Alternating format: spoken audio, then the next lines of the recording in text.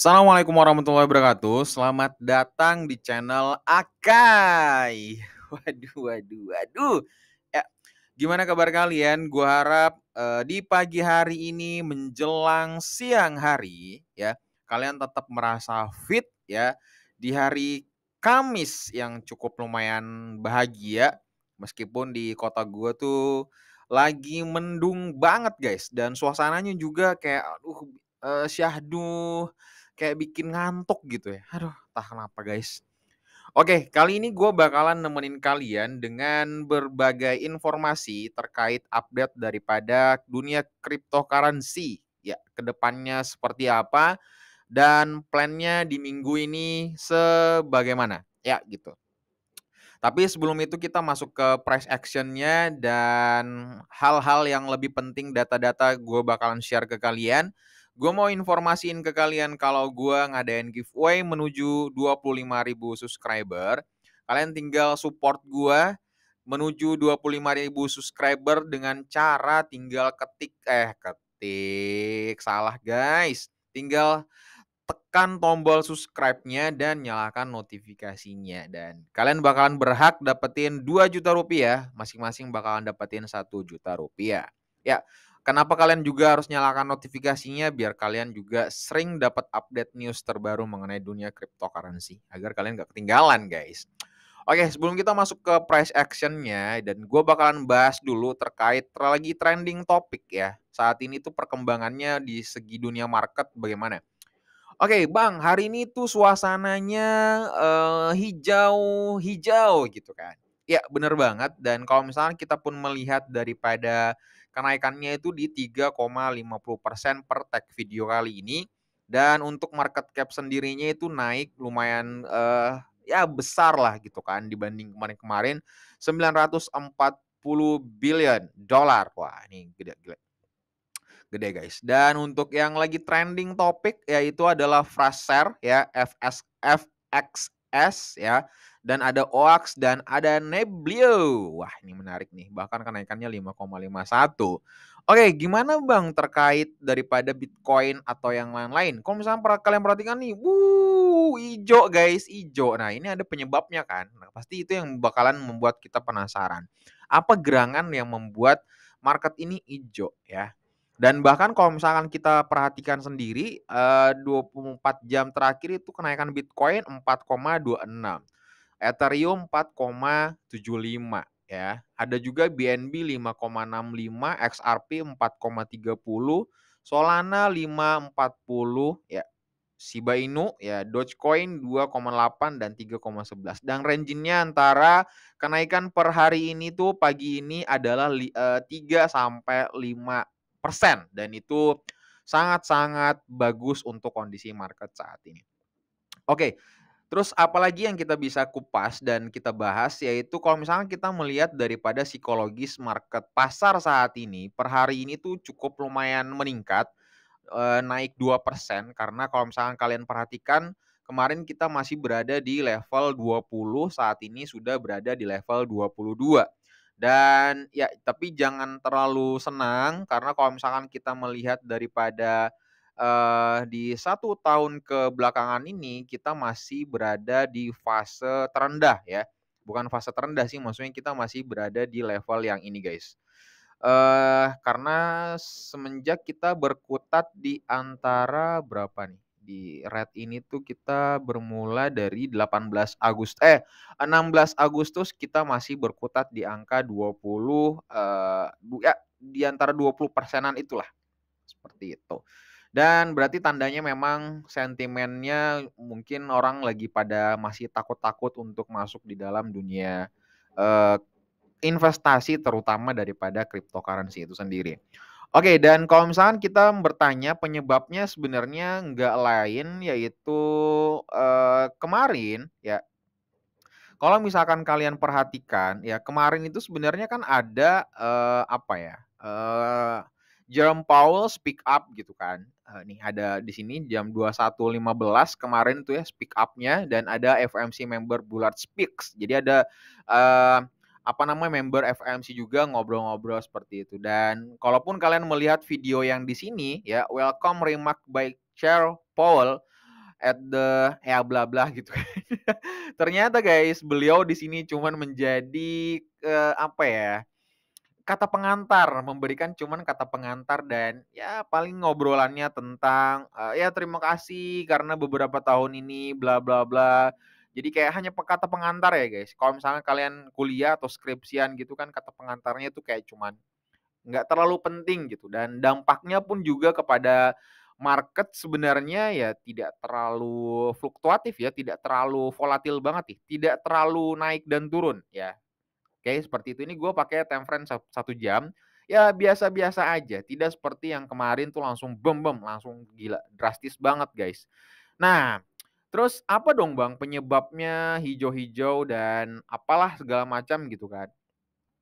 Oke, jadi sebenarnya yang jadi tolak ukurnya itu adalah oke, wait, ya ini guys, bentar bentar bentar. Today, kita update today. Nah, sebenarnya yang jadi pertanyaannya kenapa saat ini tuh market lagi bergerak, dahsyat banget, itu karena jam 19.30 nanti malam, itu bakalan ada rilis namanya GDP ya, data GDP dan ini juga menjadi dasar di mana, harga itu pasti bergerak drastis banget, guys, dan itu juga kita bisa melihat daripada track record daripada harga ini. Tanggal-tanggal rilis ini, itu harga bergerak naik, bergerak turun. Wah, itu gila banget, guys. Apa, serem banget gitu data. Jadi data GDP ini tuh adalah produk domestik bruto ya. Data ini tuh adalah semacam kayak apa ya, nilai sesuatu. Jadi dengan apa namanya, mengimplementasikan nilai inflasi, ya Allah ribet banget nih. Ya pada intinya, nilai inflasi itu dari semua barang dan jasa yang diproduksi atau perekonomian itu bakalan keukur. Nah, ini juga menjadi tolak ukur sederhananya daripada negara itu aman atau enggaknya. Jadi data GDP ini data yang sangat penting banget gitu.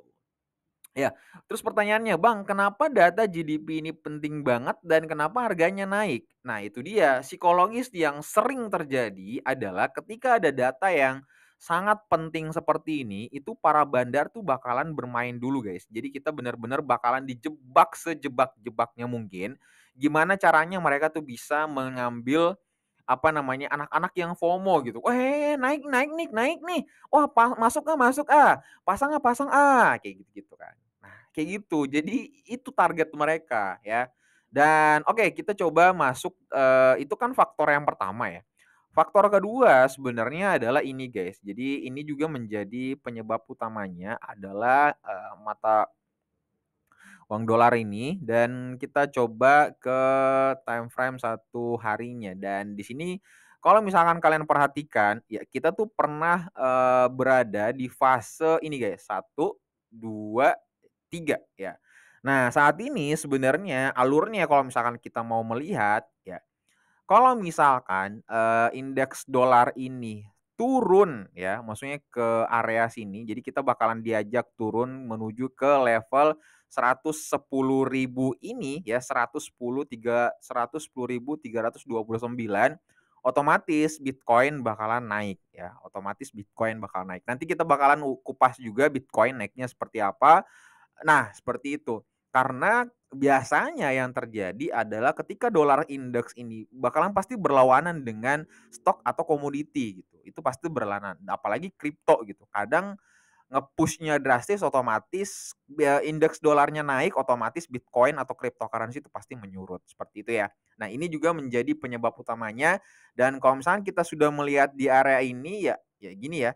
Nah, itu kita bisa targetin ke bawah 110. Tapi kita melihat dulu kondisinya apa, bagaimananya ke depan atau data GDP ini rilis, apakah benar-benar turun atau minus atau positif segala macam itu kita tinggal menunggu data-data itu aja. Dan kalau misalkan kalian berpikir bahwa, "Lu Bang masuk nggak?" Oke, untuk terakhir kali gua saat ini masuk pas di angka ini guys ya, Bitcoin gua masuk di angka ini. Kemarin tuh di terakhir ya di sini guys, gua masuk di 6 September. Ya, gua lumayan cuan di sini Dan habis itu di sini juga gue pasang pas mereka penurunan dan saat ini gue masih belum pasang apa-apa segala macam. Seperti itu. Oke, apa sebenarnya hal yang sangat menarik kalau misalkan kita melihat di, time frame 1 jam. Jadi kalau misalkan gue melihat di time frame 1 jam, kenapa gue pasang di sini, Fibonacci ya, gue mau melihat bahwa kalau misalkan ya, bakalan melewati 0,618 ini ke atas, otomatis kita bisa melihat ya mereka bakalan menuju ke area yang ini guys, menuju ke area yang ini. Di 20 ribuan dan kita bakalan fokus di sana. Tapi kalau misalkan masih tetap turun ya, masih tetap turun otomatis kita bakalan menuju ke angka yang ini guys, ke 18.000 setidaknya di 19.500 kan kita lagi bertahan di area sini nih ya 19.500. Nah, kita bakalan mencoba untuk ke mana nih? Ya 18.000. Oke, wait ya. Kita buka frame. Nah, ini dia guys. Oke. Kita hilangin ini aja dulu. Oke. Nah, ini ya guys ya. Sebenarnya yang menjadi patokan dasarnya itu adalah kita ketahan di area ini guys, kita ketahan di area ini. Jadi di sini udah pernah melakukan kejadian yang sangat lumayan sering, 1, 2, ya 3, dan 4 di sini. Dan ini menjadi titik support dan resistennya. Dan ini berarti indikasinya ini titik di mana itu sangat penting ya di harga 19.600, 19.500. Dan ini makanya sering gue pernah bilang bahwa titik ini menjadi pondasi besar kita bisa mengetahui market itu apakah uptrend atau downtrend gitu. Dan kalau misalkan kalian bertanya, "Bang, berarti rate-nya sampai berapa dulu nih?" Oke, untuk minimal harganya sebenarnya gua di angka di sini tetap masih di sini. Kita masih tetap di area yang ini, guys. Kita masih tetap di area yang ini dulu ya di antara 20.000 ya, $20.000. Seperti itu. Kalau misalnya ini masih menuju uptrend langsung, ke atas, ya otomatis kita bisa menuju ke 21 ribuan lah, seperti itu, 22 ribuan, ya gitu. Nah, itu juga menjadi titik utamanya di gua secara pribadi kayak ya udah gua menunggu, konfirmasi dulu aja di area sini. Kalau misalkan belum ada, ya udah berarti kayak enjoy-enjoy aja gua dulu gitu kan. Sambil gua menunggu, perkembangan daripada data GDP yang bakalan rilis nanti malam. Dan ya itu aja sebenarnya yang bakalan gue share ke kalian dan itu pun juga bersamaan dengan apa yang gue ucapin tadi itu sama persis dengan perkiraan para market ya gitu kan. Jadi ada perkiraan itu di $20.000 dan ada juga perkiraan di level 17.500 dan 19.500. Nah, di sini kan dibilang, mari kita lihat apakah 19.500 bertahan untuk menyiapkan potensi lari lain di zona balik ke 20.000. Ya, seperti itu aja. Jadi saat ini memang kita bakalan bermain di area-area itu aja guys, seperti itu. Dan di sini adalah data yang sebenarnya adalah data on chain ternyata di sini mencatat area minat penawaran yang besar antara 18.000 dan 18.500. Maksudnya adalah guys, di sini tuh data di mana banyak orang yang berharap atau menunggu di area 18.000, 18.500 untuk menggerakkan pasar. Ya, seperti itu. Dan gue juga sama ya, sama pun gue juga pasti bakalan menunggu di area-area itu. Oke, itu aja. Nah, kalian bagaimana dengan data yang kita bisa share saat ini? Atau sebenarnya kita tuh mirip-mirip aja, konteksnya hampir sama-sama aja. Ya tinggal kita cara bermainnya seperti apa dan pasang berapa dan ya resiko masing-masing bakalan kita tanggung gitu, ya. Gitu aja pembahasan kita kali ini, semoga bermanfaat dan sebelum kalian close video ini tekan tombol subscribe dan nyalakan notifikasinya agar kamu juga bisa support gua dan dapetin notifikasi yang jauh-jauh lebih update daripada dunia per-cryptocurrency-an. Gitu aja, titip salam buat keluarga kalian dan dapat salam dari gua Akai. Assalamualaikum warahmatullahi wabarakatuh.